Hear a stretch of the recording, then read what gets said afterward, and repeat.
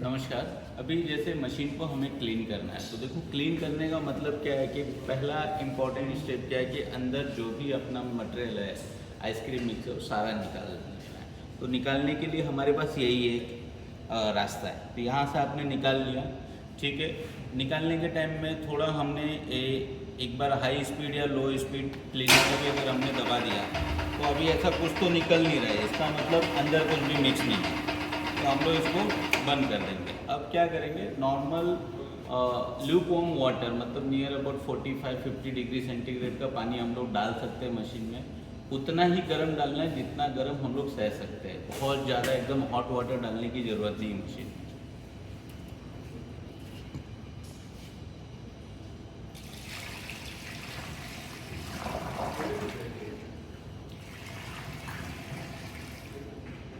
आपने पानी डाल दिया इसके अंदर,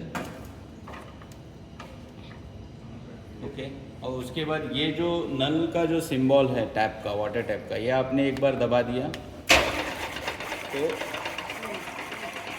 चालू होने लगता है। तो अभी ये क्या करेगा कि अंदर जितना भी है वो प्रॉपर मिक्स प्रिंट करके हो जाएगा। आपको बहुत ज़्यादा नहीं चलाना, 30 सेकेंड टू 1 मिनट इनफ है। मतलब ऐसा नहीं कि चलो क्लीनिंग कर रहे हैं 2 मिनट 10 मिनट, ऐसा नहीं। 30 सेकेंड 1 मिनट 1.5 मिनट बहुत हो गया, उतने में तो पूरा हो जाता है।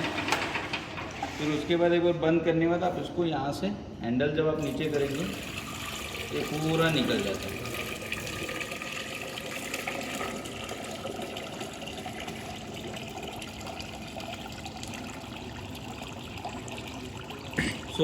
जब भी हम मिक्स के साथ काम करेंगे तो आपको जब क्लीन करना है तो आप मेक श्योर कि जब पानी आपका निकले तो क्लियर निकले। इसका मतलब अंदर मिल्क प्रोडक्ट अब नहीं है। तो शायद हो सकता है आपको पहली बार डाले बहुत ज़्यादा मिल्क ही बाहर निकले, सेकेंड टाइम डाले कम मिल्क निकले, थर्ड टाइम में मेरे ख्याल से ऑलमोस्ट मिल्क नहीं निकलेगा, आपका क्लियर हो जाए। तो 2 से 3 आपको सर्कुलर करना है आपको। अभी तो मिल्क था नहीं तो हम लोग ने एक बार में ही अपने लिए रेडी हो गया।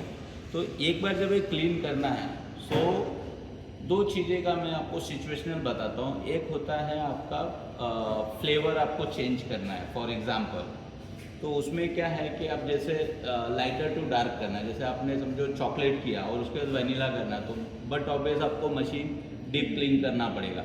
लेकिन समझो आपने वनीला किया और उसके बाद चॉकलेट करना है तो आप डीप क्लीन नहीं भी करेंगे तो चल जाता है, ओके। लेकिन एट एनी कॉस्ट जो आपका एंड ऑफ द डे है, okay, end of the day आपको 100% डीप क्लीन करना है।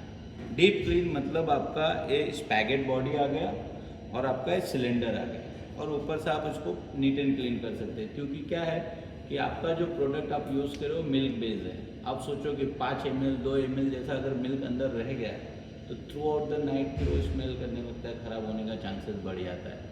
तो मेक श्योर कि जब आप end of the day deep clean करते हैं तो उसको नीट एंड क्लीन करना है। क्लीन करने के बाद ड्राई करना है, मतलब क्लीन करने के बाद सैनिटाइज करके ड्राई करना है। ड्राई करने के बाद एक लुब्रिकेशन जेल आता है जो बेसिकली लुब्रिकेशन कम सैनिटाइजर होता है, वो आपने अप्लाई करके रख सकते हैं।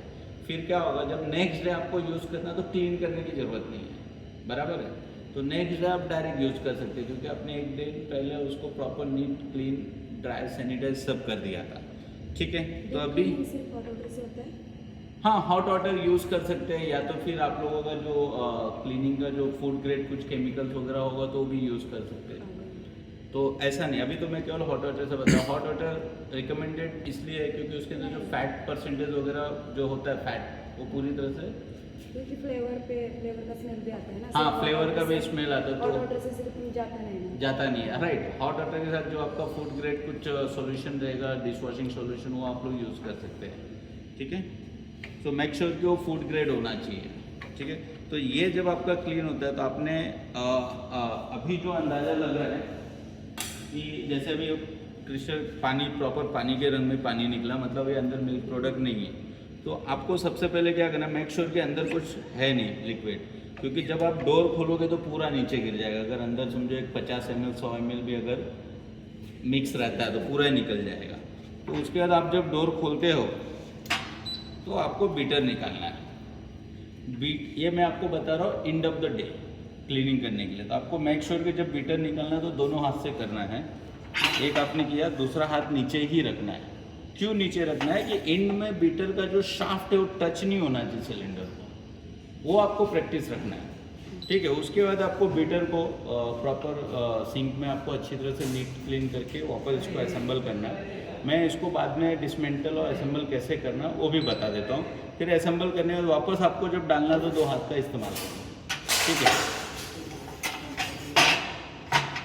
फिर आपको जब एक बार अंदर आपने डाल दिया है तो मेक श्योर कि एक बार क्लॉकवाइज और एंटी क्लॉकवाइज करके आप घुमा के चेक कर सकते हैं। मेक श्योर कि आपका बीटर जो है प्रॉपर फिक्स हुआ है। और उसके बाद आप ये देख सकते हैं कि ये जो बुशिंग है प्रॉपर इधर इसके अंदर बैठ जाता है और एंड ऑफ द डे आपका एक करना है। लेकिन जब आप क्लोजिंग करते हैं तो पूरा ये डोर लॉक मत कीजिए, आप इसको ऐसा भी रख के जा सकते हो तो एयर वेंटिलेशन होगा। आपने देखा एयर वेंटिलेशन होगा तो क्या एयर वो स्मेल बैड स्मेल वगैरह नहीं आएगी, प्रॉपर नीट एंड क्लीन रहेगा। और मेक श्योर कि क्लोजिंग टाइम में इसको अच्छे से पोंछ के सारा कुछ कर सकते हैं। Any question related to cleaning? Thank you.